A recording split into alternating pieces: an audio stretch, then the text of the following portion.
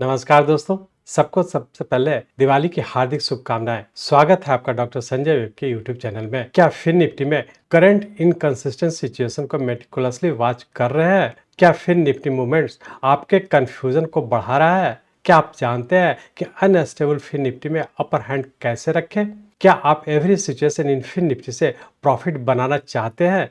क्या आप fin Nifty के सभी वेव पैटर्न को समझ सकते हैं? फिर निफ्टी इन्वेस्टमेंट्स और ट्रेड्स के लिए किन बातों पर विशेष ध्यान देना जरूरी है? स्वागत है आपका डॉक्टर संजय वेब के यूट्यूब चैनल में। इस यूट्यूब वीडियो में पजलिंग फिन निफ्टी पर केयरफुली क्राफ्टेड इसके प्रेजेंट डे कंडीशन का स्मूथ एनालिसिस समझेंगे। FinNifty trading and investing में गार्डेड एक्शन कैसे लें?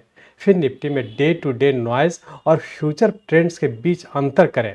डेली फ्लक्चुएशन के आधार पर इम्पल्सिव डिसीजन लेने से बचें। नियो एनालिसिस इन्वेस्टर और ट्रेडर को फिर निफ्टी की टेम्पररी सिचुएशन से बियॉन्ड देखने और स्ट्रेटजिक मूव्स उठाने की विजन से इक्विप करता है। फिर निफ्टी में ट्रेडिंग एंड इन्वेस्टिंग के लिए सतर्क रहने, फुल्ली इन्फॉर्म्ड रहने और एक सॉलिड रिस्क मैनेजमेंट स्ट्रेटजी के महत्व को एक्सप्लेन करेंगे।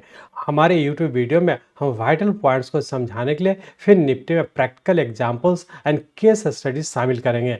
नियो एनालिसिस सिर्फ एक टेक्निकल टूल नहीं है, यह करेक्टिव राइजेस की चैलेंजेस से निपटने वाले इन्वेस्टर और ट्रेडर के लिए एक गाइडिंग लाइट है। यह एक बिफोर हैंड प्रिपरेशन है जो फिर निफ्टी इन्वेस्टर और ट्रेडर को चेंजिंग कंडीशन के अनुकूल एडॉप्ट करने के लिए ऑथराइज करता है। करेंट फिन निफ्टी पिक्चर्स में लॉन्ग पोजीशन पर रिकंसिडरेशन के पीछे के कारणों का पता लगाएं, रिस्क एंड रिवार्ड को बैलेंसिंग करने की आर्ट सीखें और अपने ट्रेडिंग एंड इन्वेस्टिंग को सेफ्टी से एक्सिक्यूट करें। गहरी समझ और ज्ञान के साथ फिन निफ्टी की खोज में हमारे साथ बने और आइए फिन निफ्टी इन्वेस्टमेंट्स और ट्रेड्स की अनलिमिटेड कैपेसिटी को ओपन करने के लिए चलिए हम लोग चलते हैं फिन निफ्टी के रियल टाइम चार्ट पर। ये फिन निफ्टी का हम लोग का डेली चार्ट है और इस डेली चार्ट में हम लोग देख रहे हैं कि यहाँ पे हम लोग का एक इम्पल्स वेव कंप्लीट किया था जो 3 वेव में कंप्लीट किया था और उसका करेक्टिव फॉल के तहत नीचे का 1, 2 और 3 वेव में हम लोग थे और इस 3 वेव का सबऑर्डिनेट वेव भी हम लोग का नीचे का 1, 2 और 3 यहाँ पे पूरा करके अब पुनः हम लोग इसके करेक्टिव राइज में इंटर कर चुके थे।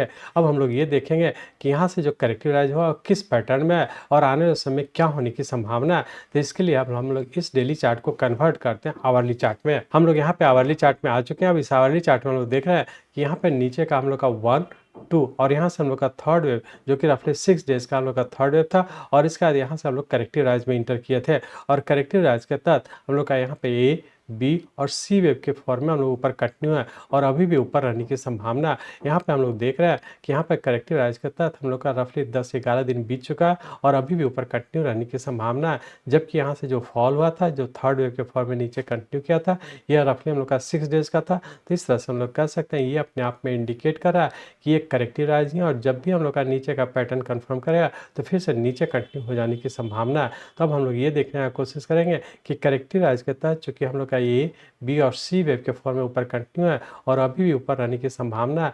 तो हम लोग ये कह सकते हैं कि अभी भी हम लोग का सी वेव के फॉर्म में ऊपर कंटिन्यू है। अब हम लोग ये देखने की कोशिश करेंगे कि पूरे वीक में क्या होने की संभावना है। हम लोग ऐसा कर सकते हैं कि रेंज बाउंड के तहत पूरे वीक में हो सकता है कि ऊपर 19,700 या 800 तक जाने की संभावना है और नीचे हो सकता है कि 19,400 इसी रेंज बाउंड में रहने की संभावना। डिक्लाइन पे बाय करते हैं तो ऊपर के लेवल पर प्रॉफिट बुक करें, लेकिन पूरे वीक के लिए यदि नीचे का स्टॉप लॉस रखते हैं तो उसके लिए हम लोग का जो स्टॉप लॉस है 19,200 का है। इस स्टॉप लॉस को ध्यान में रख करके डिक्लाइन पे बाय करके ऊपर की ओर कंटिन्यू रखें। सिर्फ ध्यान रखें कि यदि पूरे वीक का जो नीचे का स्टॉप लॉस है 19,200 का ये ब्रेक करता है तो फिर से नीचे कंटिन्यू हो जाने की संभावना है। अब हम लोग ये देखने की कोशिश करें कि मुहूर्त के दिन और मंडे तक क्या होने की संभावना है। तो उसके लिए हम लोग इस आवरली चार्ट को कन्वर्ट करते हैं 15 मिनट के चार्ट में। हम लोग यहाँ 15 मिनट के चार्ट में आ चुके हैं। इस चार्ट में हम लोग देख रहे हैं कि करेक्टिव राइज के तहत ऊपर का ए, बी और सी वेव के फॉर्म में ऊपर कंटिन्यू किया है, लेकिन यहाँ सी वेव के तहत भी हम लोग देख रहे हैं कि जो भी राइज हुआ 3 सबऑर्डिनेट वेव में ऊपर कंटिन्यू किया, जिसके तहत यहाँ पे हम लोग का 1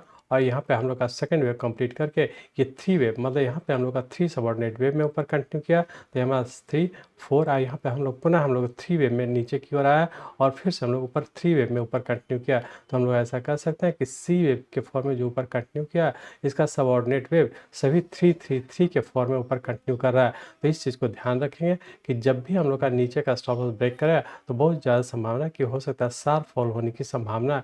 तो इस चीज़ को ध्यान में रख करके स्टॉप लॉस को फॉलो फॉलो करते हुए ट्रेड करेंगे तो अब हम लोग कह सकते हैं कि 2 दिनों के लिए रेंज बाउंड के तहत हो सकता है कि नीचे का 19,500 और ऊपर का 19,700 इसी रेंज बाउंड में रहने की संभावना है। तो डिक्लाइन पे बाय करते हैं तो ऊपर के लेवल जो प्रॉफिट बुक करने का कोशिश करेंगे और नीचे का स्टॉप लॉस रखेंगे 19,400 का। इस स्टॉप लॉस को ध्यान में रख करके मुहूर्त के दिन या फिर मंडे तक जब भी नीचे आता है हम लोग डिक्लाइन पे बाय करके 19,400 के स्टॉप लॉस को फॉलो करते हुए ट्रेड करेंगे। इस तरह से हम लोग कह सकते हैं कि इंट्राडे में यदि ट्रेड कर रहा है तो लोअर स्टॉप लॉस को 19,400 को फॉलो करें। यदि वीकली पॉइंट ऑफ से ट्रेड करते हैं उसके लिए आवर्ली चार्ट को ध्यान में रख करके जब भी नीचे आता है हम लोग डिक्लाइन पे बाय करें, लेकिन उसके लिए वीकली पॉइंट ऑफ व्यू से नीचे का हम लोग का स्टॉप लॉस होगा 19,200 का।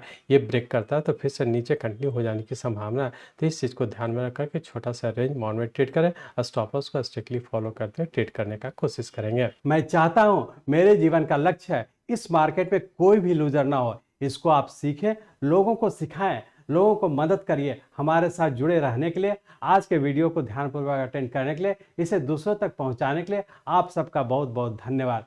जय हिंद।